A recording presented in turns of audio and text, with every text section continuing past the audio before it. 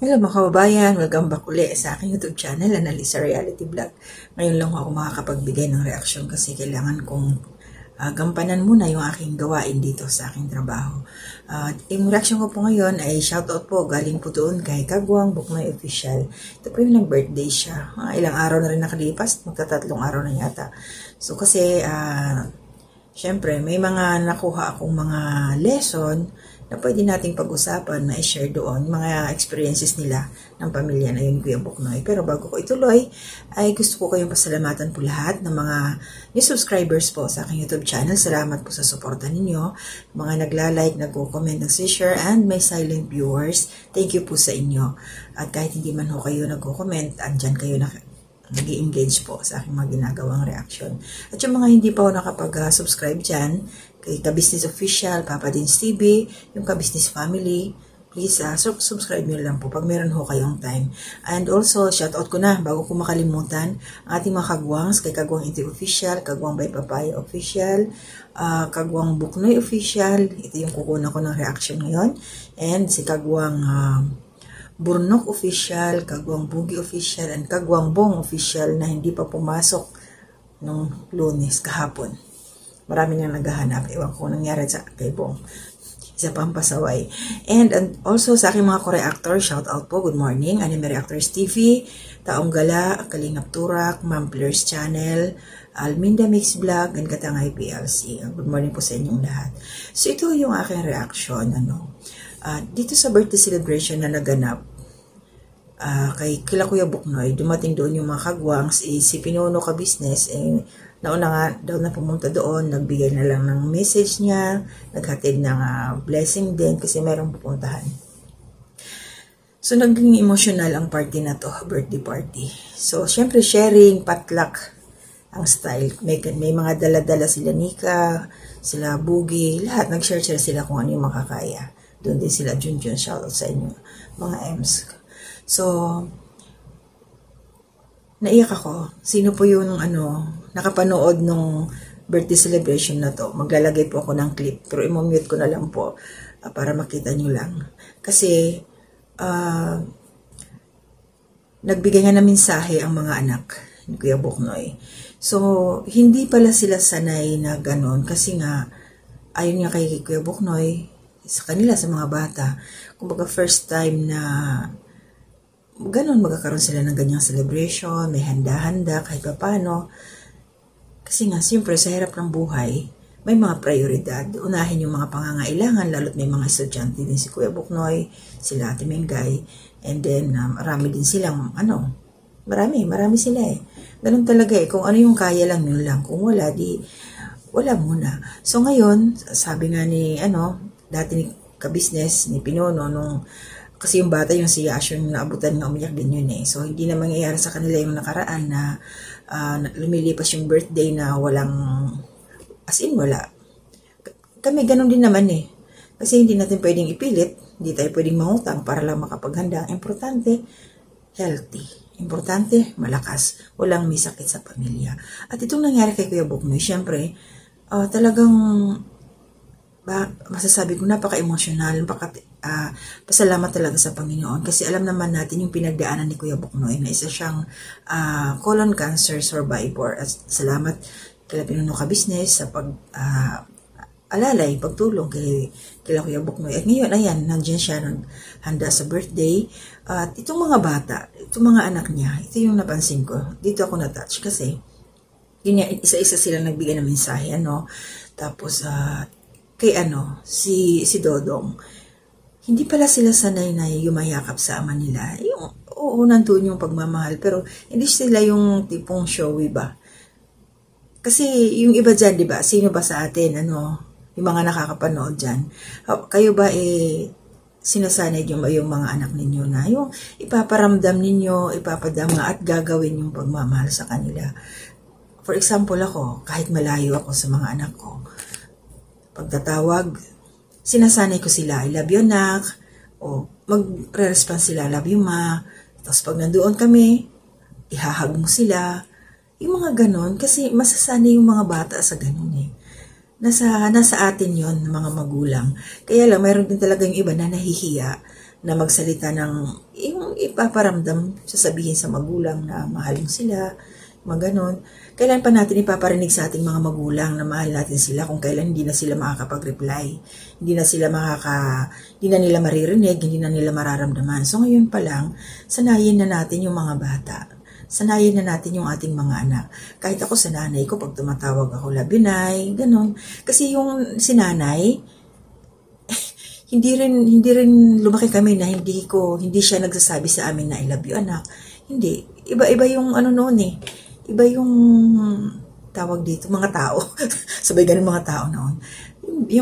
Iwan ko kung ano. Basta ngayon lang, itong generation na to ngayon, sasabi ko na nagiging open na tayo. Hindi na tayo nahihiyang sabihin sa ating mga anak, I love you. Parang ang hirap kasi sabihin na magsalita ka na, I love you, anak, I love you sa asawa mo. Yung mga ganun-ganun, di ba? Sanayan lang talaga. So, ayun, nag-iyakan sila. Si Ate Mengay, naging emotional din. Kaya pagpasalamat natin sa Diyos na andyan si Kuya Buknoy. Malakas. Meron nga nag-comment na sa live yata ni Pinuno. Yun na kung kinukumusta yung kalusugan ni Kuya Buknoy. Nakikita naman po natin, super strong siya. Thank you, Lord.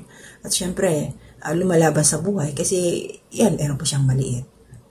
At least, blessing, thankful, ka-business family, dahil yung mga anak ni Kuya Buknoy, matutulungan din sa pag-aaral.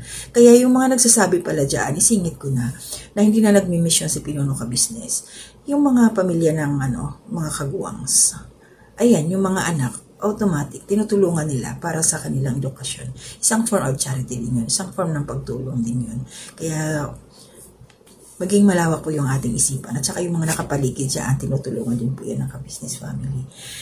So ito, sa shoutout po ako, yun lang po yung sa akin. Yung nakakatas lang doon na umiyak silang lahat. Pero mas tumulo yung luha ko doon kay Dodong. Na talagang hindi kasi siya nagsasabi sa tatay niya dahil nahihiya nga. Pero nandoon, nararamdaman niya, pinaparamdam niya, pero hindi lang mabigkas, yun eh. Importante kasi minsan, masarap kaya sa tenga yung sasabihan mo, maririnig mo na, I love you mama, I love you papa, yung mga ganun, masarap kaya yun. Kasi kahit ako, nasaan na tayo, kung mag-i-remind mo, para ma-practice ng ma-practice. Masarap sa tenga, parang kanta yun eh, parang music sa ating tenga pag may sinabihan ka ng I love you ng pamilya mo. Sarap eh, diba? So, shout out po, Ma'am, salamat po kay Ma'am Merlin Matsuka. Ma'am, salamat po sa suporta ninyo. Nandito po kayo sa aking comment section. Babasahin ko po yung kanyang comment. Ma'am, thank you ha. Ito pala yung hindi na to kay Kuya Buknoy, dito to kay sa abroad. Sige, wag ko na lang basahin, pangalan na lang para wala nang Ma'am Merlin, Ma'am Merlin Matsuka, shoutout po. Salamat sa suporta ninyo. Then kay Ma'am Maria Luisa Cartalaba, Ma'am, thank you po. At saka sa iyong best friend, kaibigan, si Ma'am Jessica. Salamat po sa suporta ninyo. And Ma'am Erlinda Navarrete, thank you rin po sa support. Good morning. And Ma'am Sara, salamat din po. Of course, si Ate M. Scores ng Calamba City. Good morning po. And Ate Marilyn, Nicor Samiliano Ralph, good morning po ate. And Kabayan May Operana, shoutout po Kabayan May Operana, salamat po sa suporta ninyo. Nandito po kayo sa aking comment section. Thank you po. Salamat po. And Kabayan si Pascual, thank you rin po. Good morning. Kabayan Jessie Lucas, thank you rin ho. And sino pa ba? Kasi ako na-delay ako ng pagsa-shoutout sa inyo. And Kabayan Jocelyn Gangan, welcome po sa aking YouTube channel. Salamat po sa suporta ninyo. Salamat po sa pagpasok. Nandito po kayo. Thank you. And of course, Kabayan Alminda Mix Vlog pala. Nasa biyahe siya. Ingat ka Kabayan. Siguro nasa bahay na to nila. Kanina yung last na niya nasa Sambuanga. Malapit na siya sa kanila. Patawid na. Gaantay na lang ng airplane. So, yun po yung sino pa ba yung hindi ko na isa-shoutout? Ate Ninette Recta. Good morning po. Tingnan natin kung meron pa ako nakalimutan. Ang ingay. Hindi bali po, yung mga hindi ko pa na-shoutout sa susunod na lang po ulit na pagkakataon. Siyempre sa aking pinsan, Good Morning Day, Walls Tradition, and kabayan Julia Pardalis Vlog, thank you. Good morning kabayan, ingat palagi dyan. And, okay. Ma'am Gliceria Pacaira, good morning po. Ma'am Monica Jimenez, good morning. At sa lahat-lahat po, nangyarihan palagi na nakasuporta sa aking munting kubo. Maraming salamat sa inyo. At yun na muna, hanggang dito lang muna ako ngayon. At least nasabi ko na yung aking nararamdaman na pagpapaiyak sa akin ni Dodong, kay Kuya Buknoy. Patungkol dun sa yan sa mga handa-handa. Kung wala talaga, wag natin pipilitin. Yun lang yun eh. Shoutout sa aking anak pala.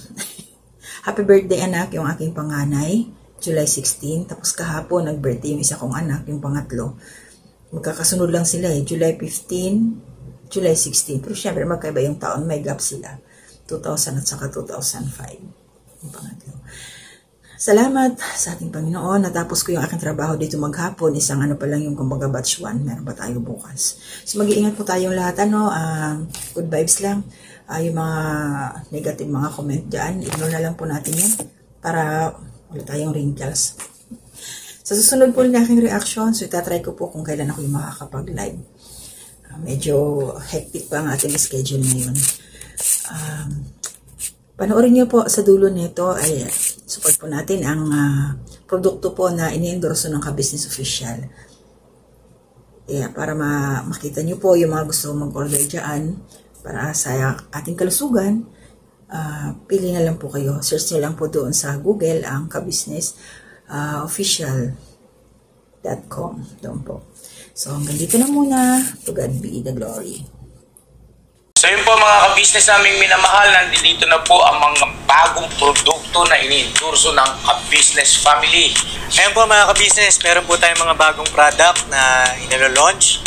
Ito po yung ating gagamit sa pang-araw-araw na buhay natin sa car and motor na accessories. Oh, wow! Ayan, meron po tayong tire block, meron din po tayong magic gatas mga ka-business. Ito po yung pampakintab.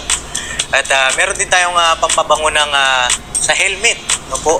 And pwede nyo pong i-check yung ating mga produktong ito sa ating official website, ang kabusinessofficial.com. Lahat po ito ginagamit ng Ka-Business Family at yun, garantisadong epektibo ka-business. Po mga ka-business, meron din tayo bagong produkto ngayon. Ito po ang warts removal. Uy! Yan. At saka meron din po siyang cream. Effective din po yung mga ka-business. Konting patak na lang po. Antayin nyo lang siyang matuyo at siguradong warts removal agad. Wow! At meron din po tayo hair grower. Ito po yung pang-patubo ng buhok. Sa mga nagkakaroon po ng hair loss, try niyo po mga ka-business. Bukan ang ating hair grower. At meron din po tayong panibagong coffee. Ito po ang ating insulin coffee. Para po ito sa mga diabetic na person. Yan. Insulin green coffee with balaba, ampalaya, turmeric, mangosteen, agaricus, mushroom, moringa, lemongrass, clean coffee bean, and non-dairy creamer. At meron din po siyang stevia mga ka-business. Super effective din po ito mga ka-business sa mga diabetic po. Pangbawas din po ito sa mga cholesterol. Kaya please po, mga ka-business, try nyo po insulin green coffee. Alright, at syempre naman po mga ka-business naming minamahal, huwag natin kalimutan ang vitamin C ng Ka-Business Family. Shell C Plus, pagka meron ka nito siguradong protect todo. So right mga ka-business naming minamahal, ano pa inaantay nyo? Please, bumili na kayo ng mga produktong in-endorso ng Ka-Business Family, hindi lamang para mapanatili ang good health ng buong pamilya, kundi syempre makakatulong pa tayo sa ating mga kababayan na higit na nangangailangan. Alright? Yes po, alright.